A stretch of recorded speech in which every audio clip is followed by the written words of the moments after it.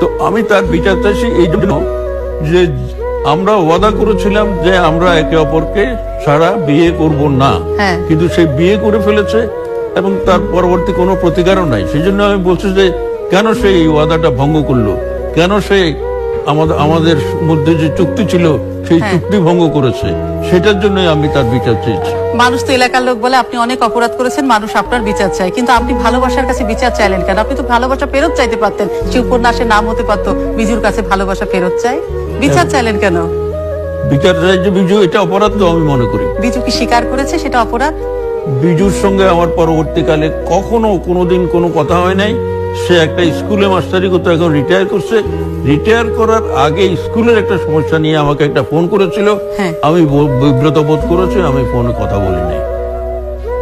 আপনি সেই কারণে চিরকুমার রয়ে গেলেন? সেটাই তো বলতেই হবে, এরকমই তো হয়, অনেকের ক্ষেত্রে হয়েছে। যাযাবর তার দৃষ্টিপাতে লিখেছে পুরুষেরা অনেক মেয়ের সঙ্গে প্রেম করে আজীবন অবিবাহিত রয়েছে, কিন্তু কোন মেয়ে প্রেম করে কোনোদিন প্রেম ভঙ্গ হলে অবিবাহিত থাকে নাই, তারা আরেকটাকে বিয়ে করে ফেলেছে।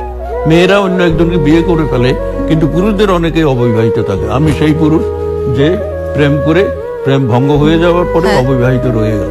আপনি সেই পুরুষ যে প্রেমিকার জন্য চিরকাল ধরে অপেক্ষায় আছেন, কিন্তু এই মাঝখানে অপেক্ষায় নাই, ভালোবেসে কাউকে মানে প্রতারিত আর হতে চাননি, অপেক্ষায় নাই, কিন্তু আর কারোর দ্বারা হৃদয় আর ভাঙতে চাননি, মন ভাঙতে চাননি। কিন্তু এই মাঝখানের আসা যাওয়ায় জয়নাল হাজারী কোনো নারীকে এসেছিল জীবনে? না। আসতে চেয়েছে, তাকে আপনি প্রশ্রয় দেননি?